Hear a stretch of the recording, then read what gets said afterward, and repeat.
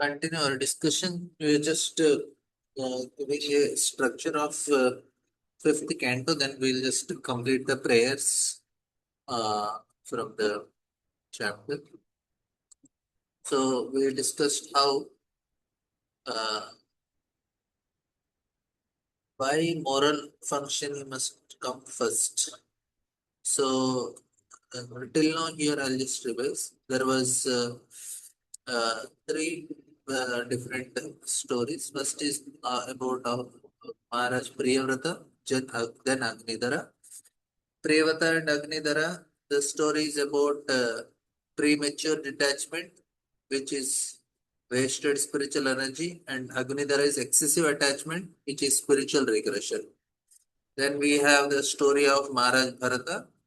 He was a great soul, but and everything he did perfectly, but because of some offenses, there was a problem. And then three important lessons. One is dangers of offenses, importance of association, and Lord never abandons his devotees. Then we saw the conversation between Jadavardha and Rahugana. So the main important thing is that yes, rules and regulations are important, but the rules are not the destinations; they are the vehicles. So this is the important lesson that should be understood. So they are not destination; they are meant to achieve something. So, so the example is given of a gym. Go to gym, but that's not the goal. That is for good health. So like that. So here, if we follow gym's rules properly, we get strength. Uh, but gym is not. Uh, it's not the championship match itself. So then we discussed why moral functionings must come first. History gives us a strike lesson here. Before Copernicus proposed the heliocentric universe and before Darwin proposed evolution from lower organisms, most of the human civilization was God centered. So this should be uh, noticed. Human civilization was God centered before Copernicus made it heliocentric. So, so scientific ideas, whatever merits they have, fundamentally shifted now. People saw themselves, suddenly there is, uh, they saw that there is no divine uh, design, no moral laws from above, so no meaningful hierarchy. So all this type of concept started coming into human society, and that created the maximum damage. What is happening? So then the result, a civilization that builds skyscrapers but does not know why it is building them. So here, fifth canto clearly says a civilization without moral foundation is blind, and blind leader leads following of a cliff. So Vedic answer is not to reject science, but to understand that universe itself is a school designed by the Supreme Lord to help souls to evolve. The structure of the universe described fifth canto, the floated fact system, the different realms of existence is not mythology. It is a cosmic map showing us where consciousness goes depends on our choices. So this is the most important point which we have discussed. Sthanam is actually uh, it is a division which is deciding.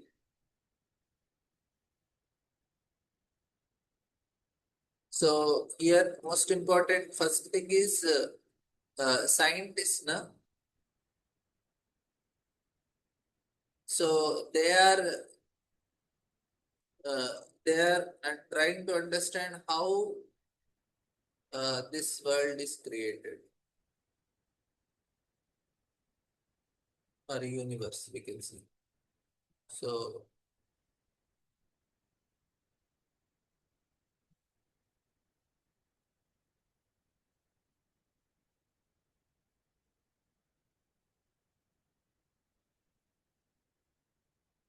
So they are working on knowing how this one is created. But Vedic study is why it is created. So this is more focus is on this.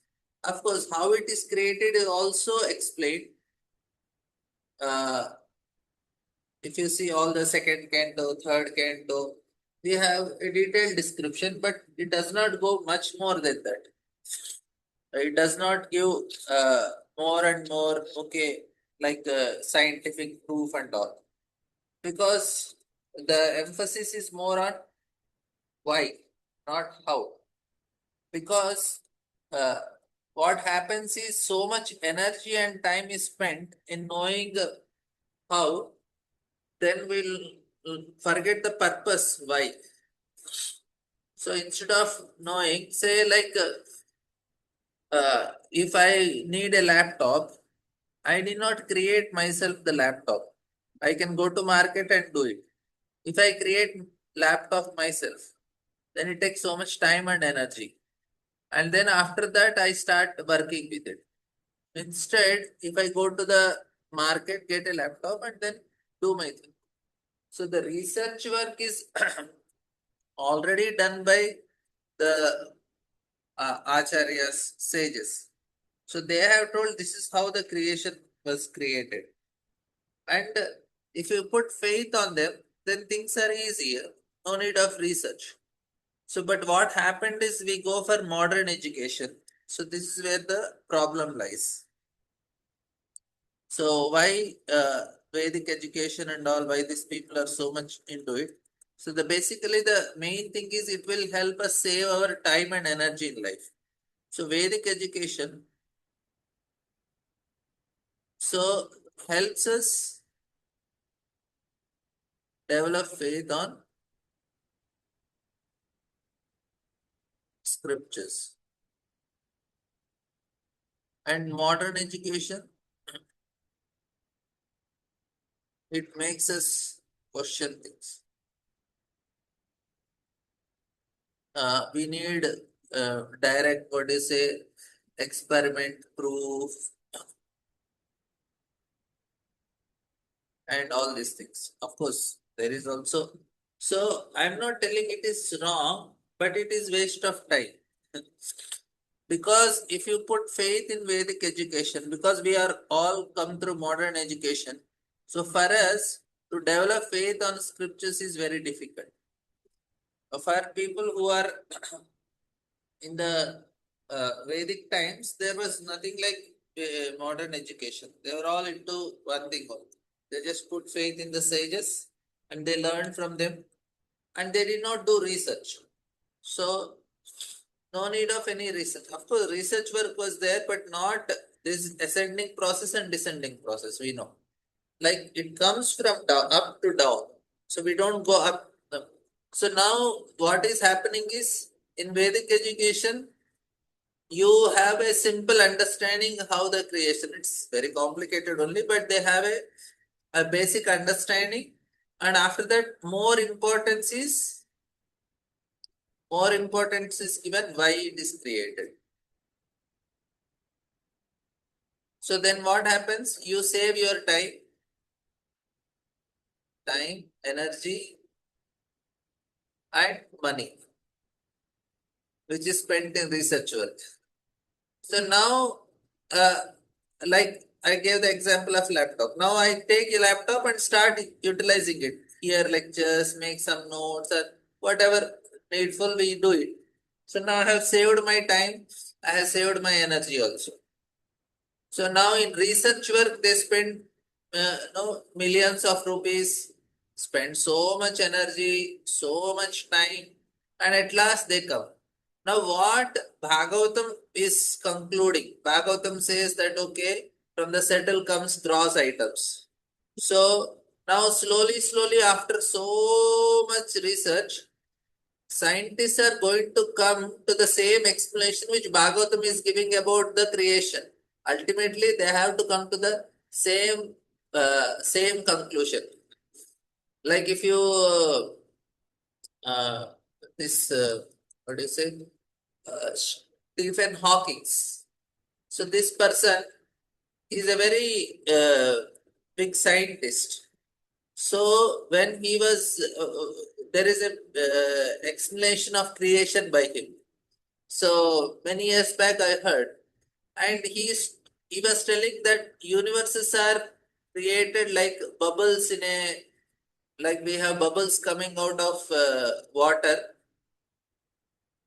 So universes are coming like bubbles, and they are pushing, means they are expanding, going further. So they are all emanating. Bubbles are coming from, like from the, when you keep some heat under, then bubbles are coming. So universes are like bubbles coming. Now we also know that they're all universes are like bubbles coming from Mahavishnu body. So now he is telling they are just, there is no big bang. They're all bubbles coming like that. Now we also have the same understanding. So he could see they are coming, bubbles are coming, but he could not see Mahavishnu behind it. So he could reach till the point of Mahavishnu, but below that he could not go because he is not a devotee. He don't believe in God. So see, very interestingly, he could reach till this level. His speculation, this scientists, they are given so much intelligence by the Lord. So they could speculate. So they could speculate till this point. But below that there is Mahavishnu, not possible. So now great sages, they also get, see, this does not happen by some small thing. It is a great meditation actually. So through meditation, even the scientists, what they are doing, they are basically meditating on that aspect more and more and more deeper. So when they go more deeper, it is like meditating. So they could reach till this point. So we have binary 0, 1, 0, 1, 0, 1. So this is how the computers work. So scientists, they start with 0 and they say 1, 0, 1, 0. But in Vedic science, we start with Vrat. So that is a basic difference. We say first Krishna, then matter. They say no, matter and then spirit and consciousness, everything. So the starting point itself is wrong because there it is, they'll start with 0. From matter comes consciousness. We say no, consciousness, consciousness comes from matter, scientists say. We say no, it's actually opposite. So we start like this. So this fellow could reach till this point because if he is a devotee, he could understand Mahavishnu also.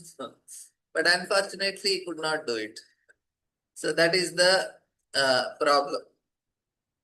So what I am trying to tell is that, ultimately the scientists are going to come to the same conclusion of creation. What is that? No, from the uh, sound comes ether, and from that comes what do you say, touch, then air, then we have bomb, fire. So they will come to this conclusion eventually. Now instead of waiting for them to come, we will accept from the Shastras and move ahead. It's a very good thing, right? So, and why we should not do research? Because we don't want to waste our time in for actual purpose of the society. Sorry, purpose of this creation. So if you know why, so how and why? So there are two questions. So instead of wasting time, we should know why. So then I'll start utilizing it properly and I will uh, know the purpose of life and then move ahead in and achieve perfection. So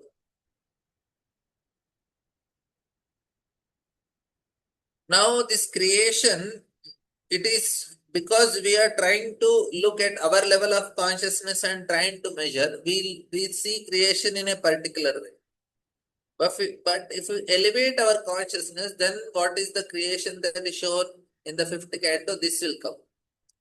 So this is not just based on our eyesights and all. It's based on consciousness. It's a different realm which cannot be understood. Like an ant cannot understand the whole city. You are living in a particular city. How much ant have access? Even though it can travel, it can measure whatever it can do with limited senses and all, but it can never know what is a city. Why? Because it's a different level of consciousness. Ant's consciousness is very, very uh, minute level of consciousness. So now for ant, now it can see only 2 dimensions. It cannot even see 3 dimensions. Now for us, we can see 3 dimensions, but there are sages and all, they see fourth dimension, the time also. So the point is, it's not about uh, it's not about whether this planetary system which are shown uh, they are correct or not. They are in a different realm. You cannot understand. So we have to put faith in the Shastras the way it is explained. So that is the perfection. So the Vedic cosmology.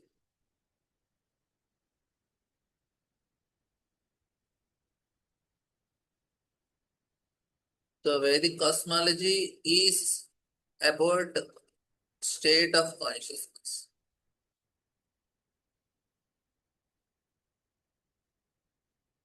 So that's why people cannot understand. They, they get bewildered and then they say, what is this Meru mountain and all.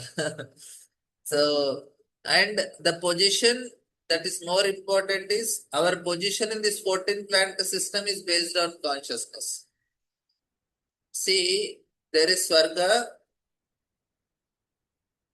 there is Bhuvarloka and Bhuloka. So here it is Sattva, here it is Rajas. In between, this is the head part of Mahavishnu. These are the feet part. And this Bhuvarloka is the navel where worshippers of Lord Shiva Tamoguna.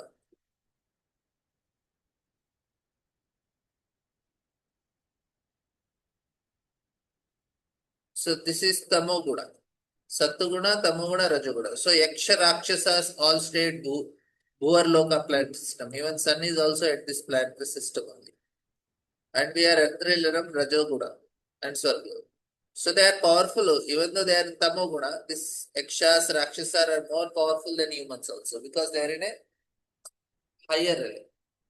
So they have a different level of consciousness, but they are very Tamoguni consciousness. Means uh, they can manipulate, they can utilize like Hiranyaksha, Hiranyakashipu. They have good, they have higher level of consciousness in terms of their awakened, but they don't use it properly. That's a different thing. Like we say, ant and a tiger. Tiger has a better consciousness than ant, and then monkey. Monkey has much more evolved consciousness. But what monkey does with that consciousness, it's only destructive. You are understanding.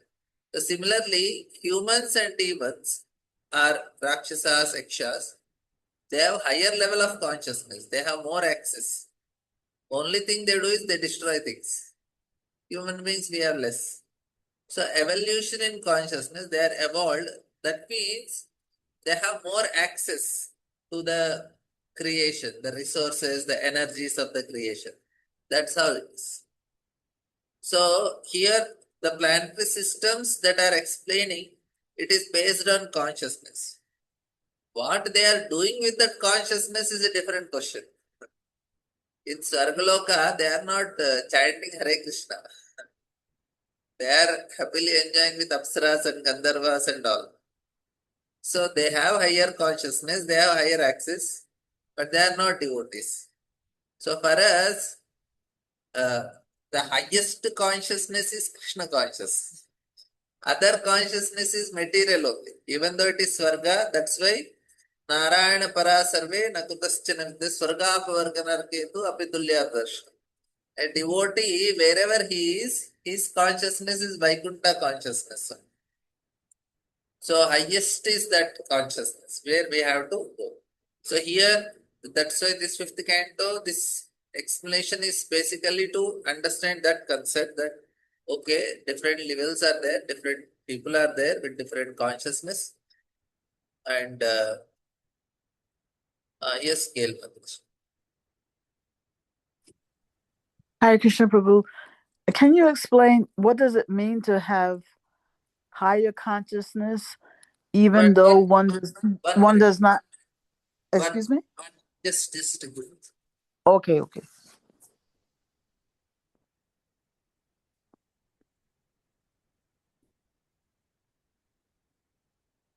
Yeah, can you ask me now? Yes.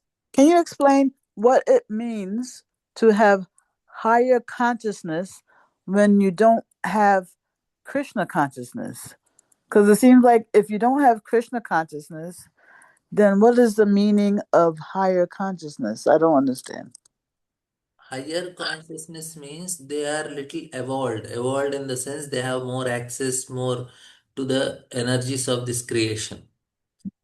Like now children are there, their consciousness is getting evolved, and elders they're more conscious. Children they don't know much, but we know better than children.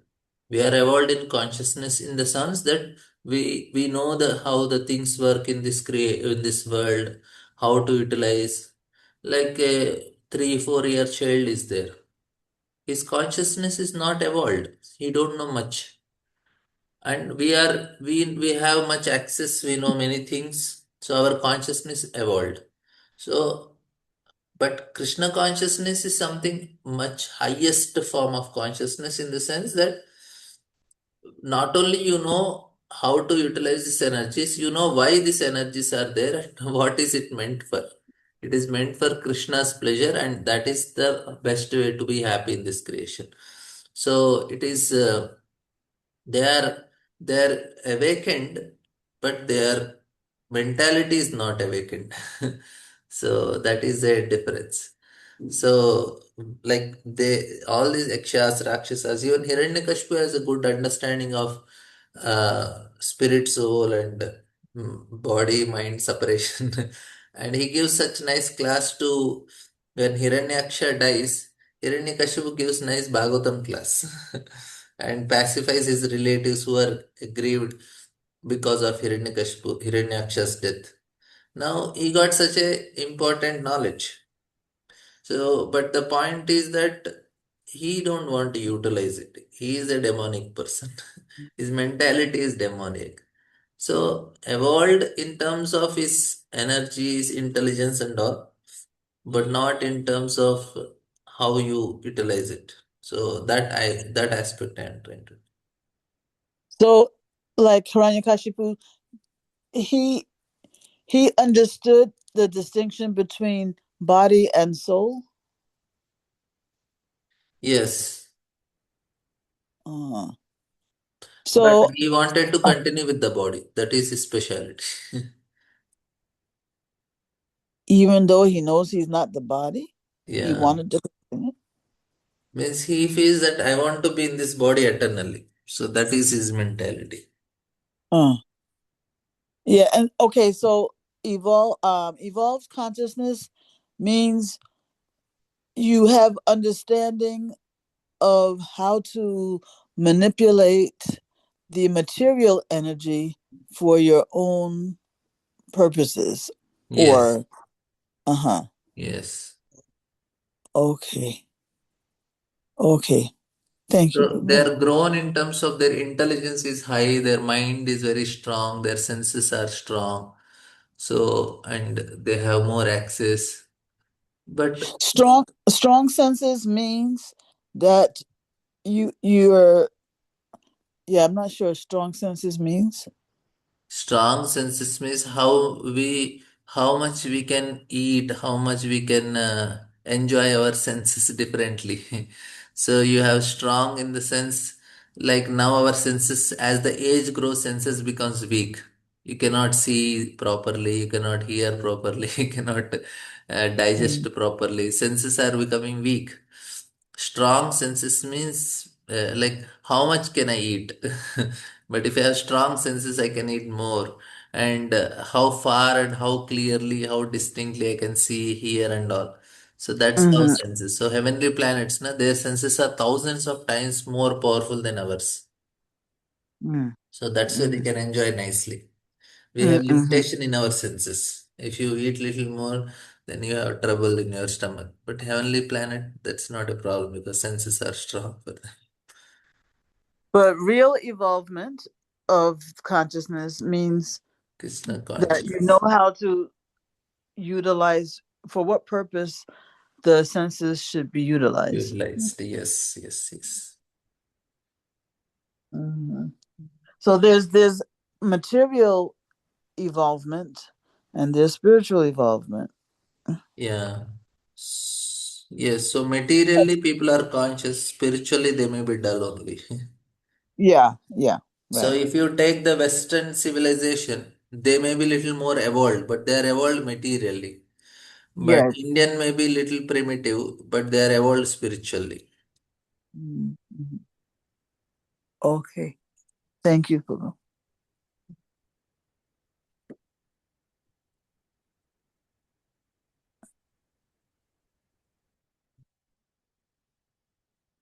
So society without envy, here is on a so proposes society of envy, where people try to enjoy by showing off their wealth, beauty, power, achievements. They build a society, social environment based on envy, and envy is corrosive. It makes people miserable, and the whole social media is making people very very fastly miserable because they show their wealth there, beauty there, power there, achievements there. So the whole when people they try to enjoy by showing off, so what is happening? Then their envy is increasing. What they do in social media, they will post, I purchased this new car, new house, new mobile, new this, new this, everything, dress, everything they try to post. They want to project their wealth and enjoy. They want to show how beautiful I look, this. They want to show their power at all the awards, achievements.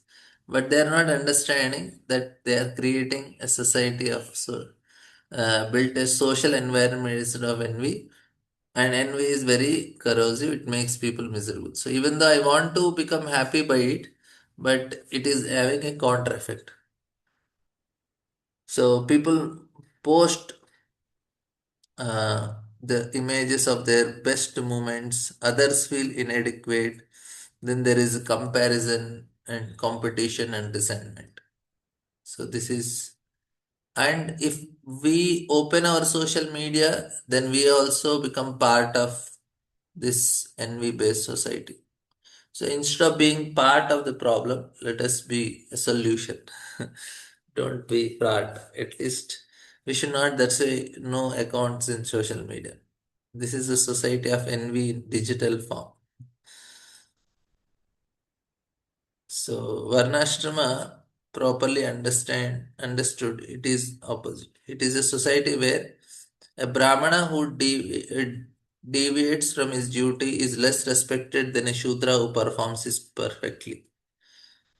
So it's not about Brahmana or Shudra, it is who is actually performing the duty perfectly. So they are given more respect. So everyone serves Supreme Lord according to their natural capacity, and the goal is evaluation, not comparison. So this is we are evaluated based on how much we are serving the Lord. It's not about who is best, who is not. So if we try to build Varnashrama without first removing envy from our heart, we just get exploitation in a religious costume. And this is what is happening. Now, the balancing external structure plus internal development. So, the fifth canto's message can be summarized in one Sanskrit phrase Sthane Sthita. Remain in your place, not rigidly, not fearfully, but wisely. So, think of a mango. The skin of a mango is external, not the most delicious part, but remove it, the mango rots within days. So Varnashrama is like that skin. It protects the inner spiritual development happening beneath the surface. So Varnashrama is just a covering, but what exactly is happening is within inside the ripened part. The question is not only what is my Varna. The deeper question is, am I developing internally when maintaining my external position? So that is the most important thing. Am I developing internally? If you are a householder, being a genuine householder, not half renounced, not half committed, give your full self to that stage of life and use it to grow. The internal growth through hearing the scriptures, chanting, associating with devotees. This will happen naturally when the external framework is stable and sincere. This is the most important point. The external framework should be stable and sincere, which helps the what? Which helps in internal thing also. Hearing scriptures, chanting, and associating. So if this is not there, then that will be a problem. Now the cosmic pictures. We live in a school. The second of the fifth canto describes the universe in extraordinary detail. The horizontal structure of the earth and surrounding realms, the vertical structure of the 14 planet system and the hellish planet described in the final chapter. Now, why does it matter? Because understanding the universe change how we understand our place in it. So when we hear all these things, then we understand why am I stuck in this part of the universe? Because it is my state of consciousness. So we live in the karma bhumi. This earth realm is karma bhumi, the land of action. So whatever action we perform, it will decide which part of the universe we are going to stay after we leaving the body. Souls on higher planets enjoy the fruits of past good karma. Souls on lower planets suffer the results of bad karma. But we here in this human form can actually change our trajectory. We can perform dharma, we can make choices that evaluate our consciousness dramatically. So the demigods themselves look upon human beings with envy, saying, so this is the advantage of staying in earth.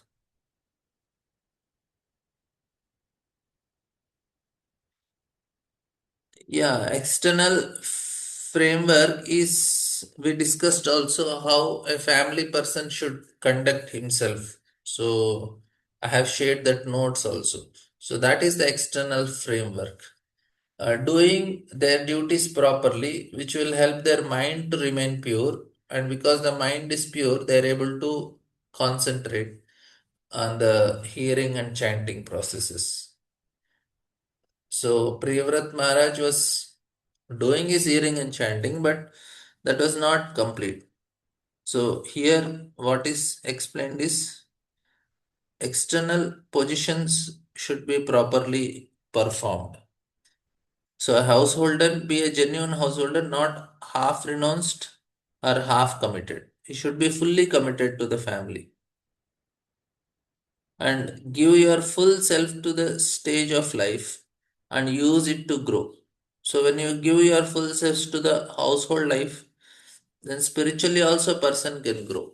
Because internal growth through hearing the scriptures, chanting, associating will happen naturally when external framework is stable.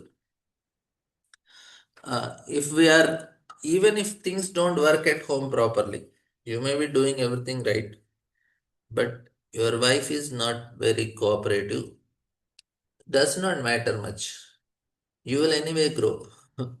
That is the advantage.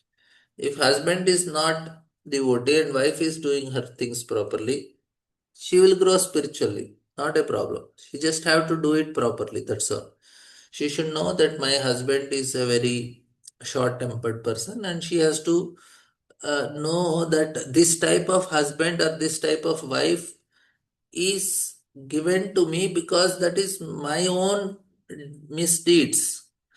We cannot blame that partner or children. My children are like this, or my parents are like this. We cannot actually blame them because that is not correct actually. The reality is we are responsible for the situation we are in. And then we have to accept the situation. We have to go through it accordingly, and knowing that by facing this, I am getting free from my own bad karma. And then we will be able to come out of that situation eventually. If you don't go through it and you start rebelling, and we create further more bad karma. Say now why we say that suicide is wrong. Basically, what is suicide? People are given certain karma, but they don't want to face that karma. They want to avoid it. So now, instead of avoiding, if they face, then they can come out of it. But they abruptly avoid and they commit suicide. And then what happens? They have to again be in the same situation next life and again go through the same type of situation. They cannot escape it. When I was working in the corporate office, I was working in a software company. I was so miserable. I was thinking, what is this life? I was not happy only. And then I thought, okay, I don't want to live like this. Then I thought if I commit suicide, then I understood. I was not reading any scriptures. That was my speculation only, but it was right. I said, even if I escape, I try to commit suicide, I will end up in the same situation next life also. I cannot avoid my karma. I have to face my karma. So that is the point. So the wife and children or husband or whatever in-laws or whatever situation it is given to us, that is our own karma. We have to face it and do it nicely. Then even if the situation don't change, even the wife does not change, husband does not change, children don't cooperate and they are very independent and parents are giving some trouble, not a problem. You do what is right, you do it in a right way. Then what happens? Internally, we start growing. So, hearing the scriptures, chanting, associating with devotees will happen naturally when the external framework is stable and sincere. That is the point. Hope it is clear.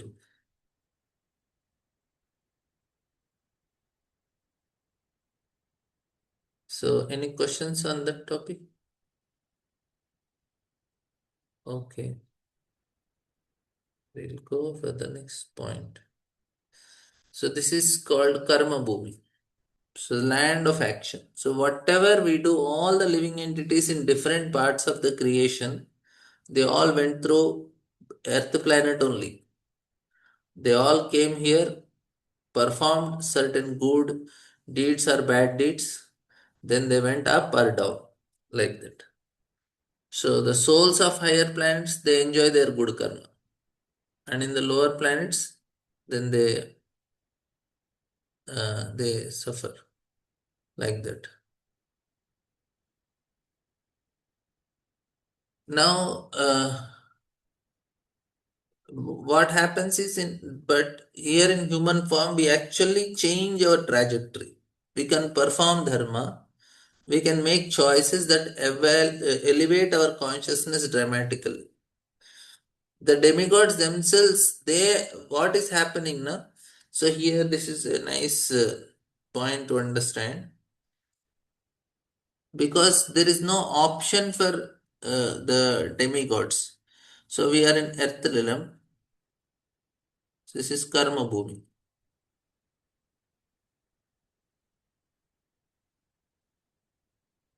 So we can go to heaven, we can go to lower planetary systems, or we can go to hell. So all three are possible from Earth.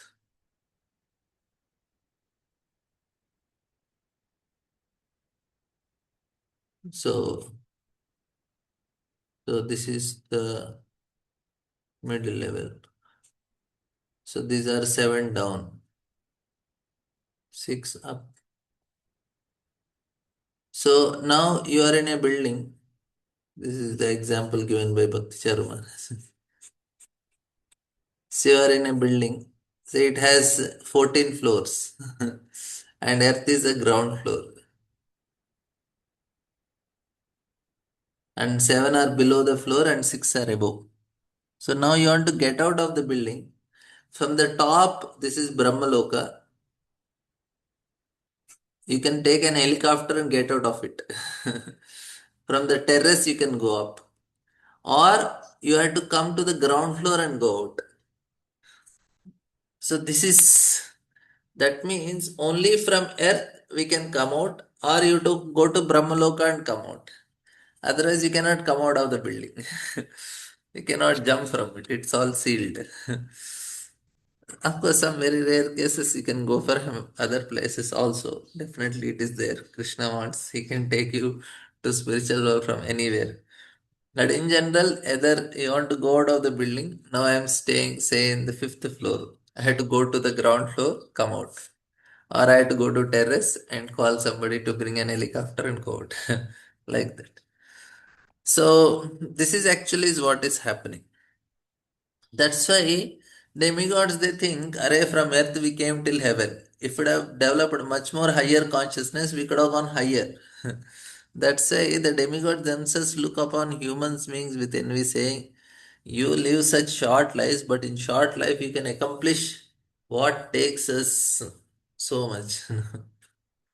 So the final chapter, that is hellish, not as God's punishment, but as a natural consequence of transgression the moral law.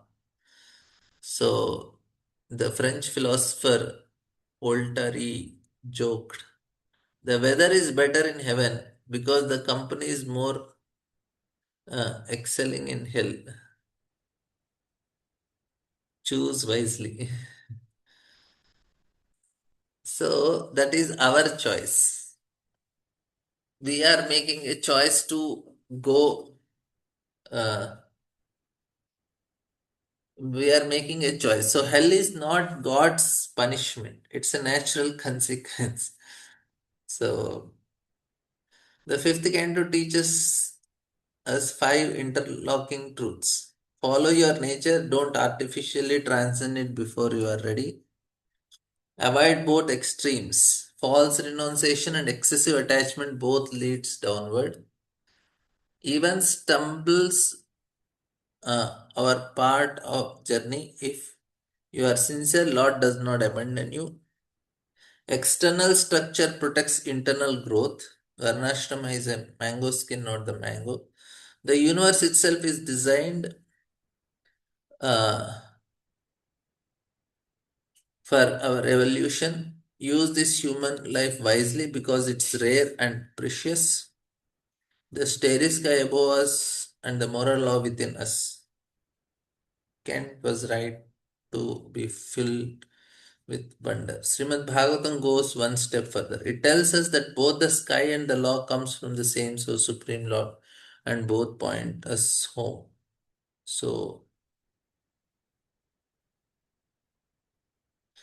so remain where you are, develop the faith, Lord is watching. So we'll come back to our mother Ganges. Of course, she completed. Then we have this prayers.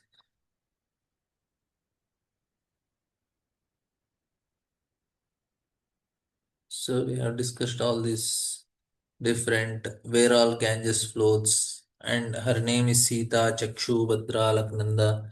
So the south part which is coming is called Alaknanda, and it travels through different varshas. And then we discussed that there are 3 types of heavenly pleasures, realms. Bilva Surgas and the Swarga above, and then there is in Bharat, Bhumandala also there are different Varshas which are also having heavenly pleasure. They live for 10,000 years, they enjoy, their strength is like 10,000 elephants and all these things. So to show mercy, Lord is appearing in different forms, different forms that are uh, explained. So Vasudeva, Sankarshan, Pradyumna, Anuruddha, where they are located within the universe only, there are four Vaikuntha planets. And then in Ilavarta Varsha, Lord Shiva is always circulated by 10 billion maid servants. So that is his capacity. 10 billion. And in every universe, you'll have 10 billion maid servants to enjoy. Now, here is offering prayers to Sankarshana. Lord Shiva is known as knows that Sankarshana is the original cause of his existence, and thus he always meditate upon him in trance by chanting the following mantra. What is chanting? Sri Bhagavan Uvacha Om Namo Bhagavate Mahapurushaya Sarva Guna Sankhya Nana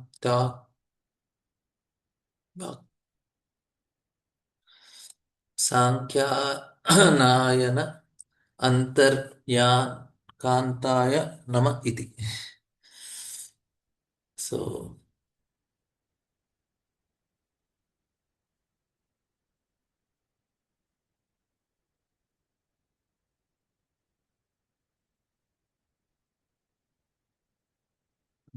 this I think we, there are at Dhruvaloka there is was where is milk ocean. There Vaikuntha planet is there. Means Lord Vishnu is residing. One is above Brahmaloka, one is in the Milk Ocean, seven oceans, seven islands. There is Milk Ocean, there is also one Vaikuntha, and one more.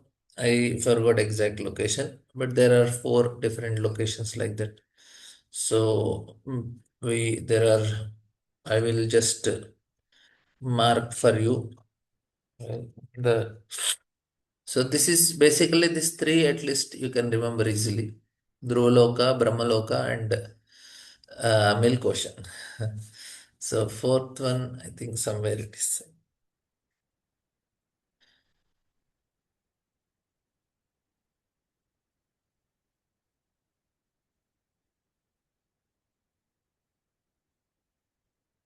So most powerful Lord Shiva says, O Supreme Lord, I offer my respectful obeisance unto you in your expansion as Lord Sankarsana.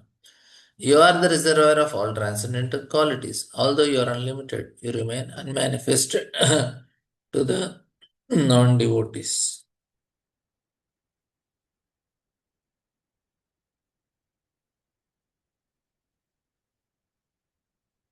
भजे भजे प्रजन्या भज नारायणपादपङ्कजं भगस्य कृष्णस्य परम्परायणं भक्तेष्वलं भावितभूतभावनं भव भवापहं भक्त्वान् भवभावनम ईश्वरम्. O my Lord, you are the only worshipable person. For you are the Supreme Lord, the reservoir of all opulences. Your secure lotus feet are the only source of protection for all your devotees, whom you satisfy by manifesting yourself in various forms. My Lord, you deliver your devotees from the clutches of material existence. Non devotees, however, remain entangled in material existence by your will. Kindly accept me as your eternal servant. So this is what Lord is Shiva is praying to Lord Sankarshana. न यस्य माया गुणचित्तवित्तिभिर्निराक्षितो हि अन्व अपि दष्टिरज्यते ईशेयता no Ajit मन्युरंहसा कस्त्वं न मन्येत Jigushu Atmanaha. We cannot control the force of our anger. Therefore, when we look at material things, we cannot avoid feeling attraction or repulsion for them. But the Supreme Lord is never affected in this way. Although he glances over the material world for the purpose of creation, maintenance, and destroying it, he is not affected even by the slightest degree. Therefore, one who desires to conquer the force of senses must take shelter of lotus feet of Lord, then he will be victorious.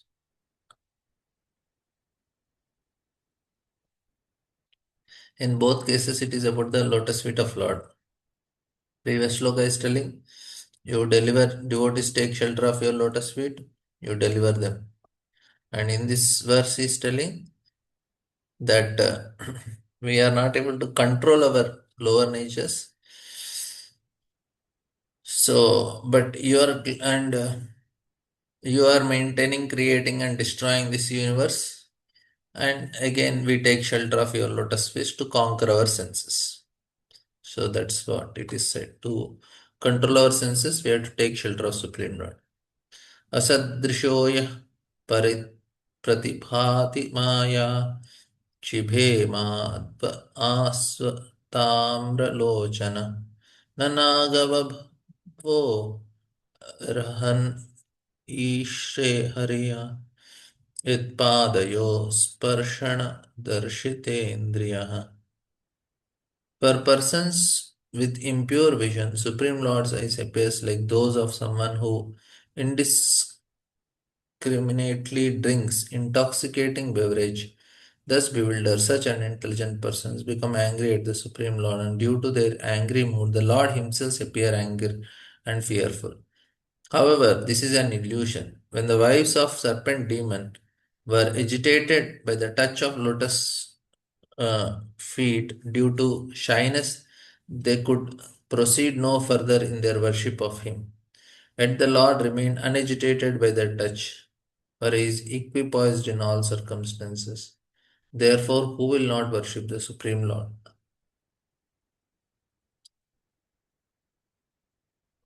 That's a nice point. Purpose says anyone who remains unagitated, even the presence of cause by agitation, is called Dhira or equipoised. The personality of Godhead, being always in transcendental position, is never agitated by anything. Therefore, someone who wants to become Dhira must take shelter of lotus feet of Lord. Bhagavad Gita Krishna says, Dhirastatra namuhyapati. A person who is equipoised in all circumstances is never bewildered. Prahlad Maharaj is a perfect example of Dhira. When the fierce form of Narsingh appeared in order to kill Hiranyakashipu, Prahlad was unagitated. He remained calm and quiet, whereas others, including even Lord Brahma, was frightened by the features of Lord. And in the first part of the purport, there is a nice point that is mentioned that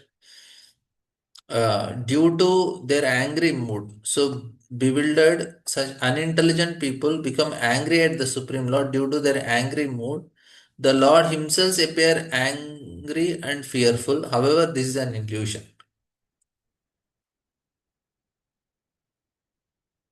So, they see the Lord as angry person because of their own ignorance. Ye yataman prapadyante. So, yamahurasya sthiti janma samyama त्रिभिर्विहीनं यम् अनन्तं ऋष्यः न वेदसिद्धार्थमिव क्वचित्थितं भूमण्डलं Rudra सहस्रधामसु. Lord Shiva continued, all the great sages accept the Lord as the source of creation, maintenance, and destruction. Although he is actually has nothing to do with these activities, therefore the Lord is called unlimited.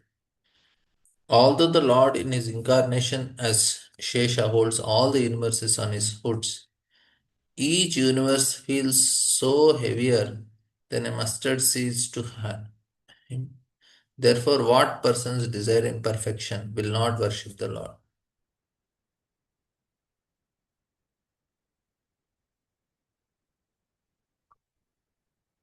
The incarnation of Supreme Lord, known as Shesha Ananta, has unlimited strength, fame, wealth, knowledge, beauty, and renunciation. As described in this verse, Ananta strength is so great that innumerable universe rest on his abode, for he has bodily features of snake with thousands of hoods, and since his strength is unlimited, all the universe is resting on his hoods, feels no heavier than mustard seeds.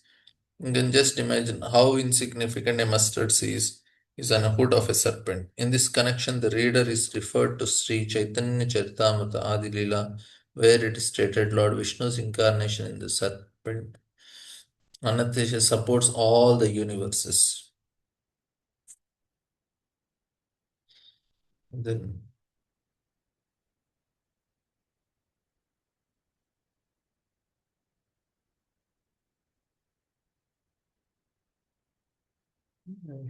okay.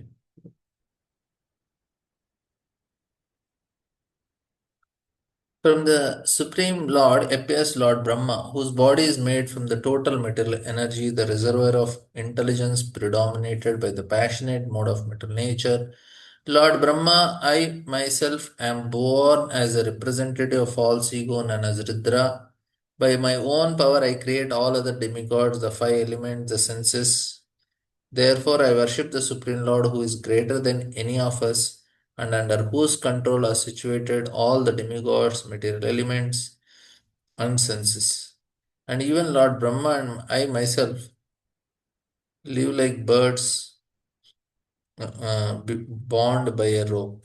Only by Lord's grace can we create, maintain, and inflate the material world. Therefore, I offer my respectful obeisances. So, here, Prabhupada writes a summary of creation is given in this verse.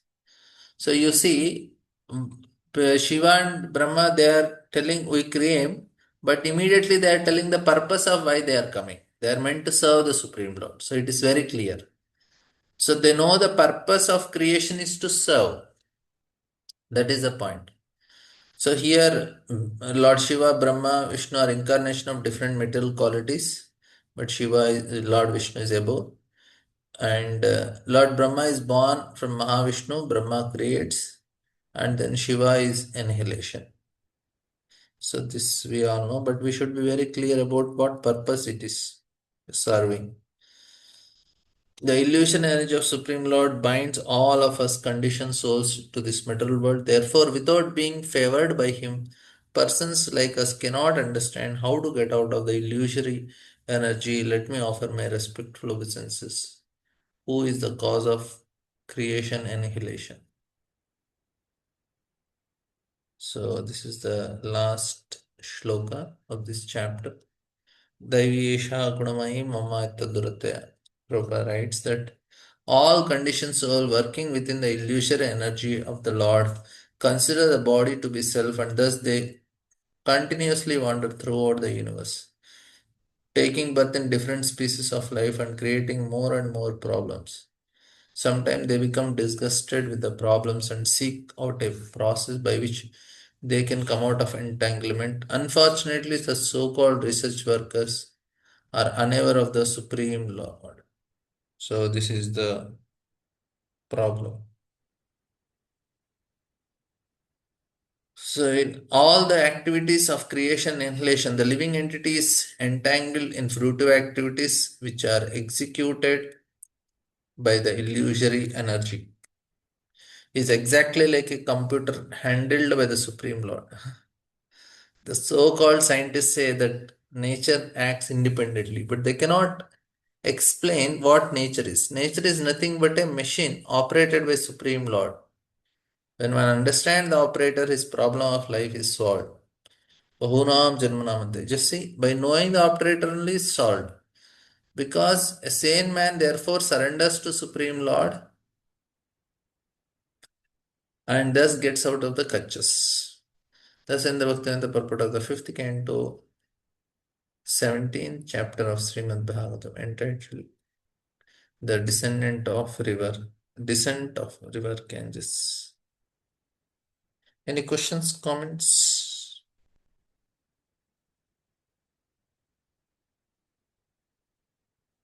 Okay, thank you all very much. We'll end here. Grantara Srimad Bhagavatam ki jai, Srila Prabhupada.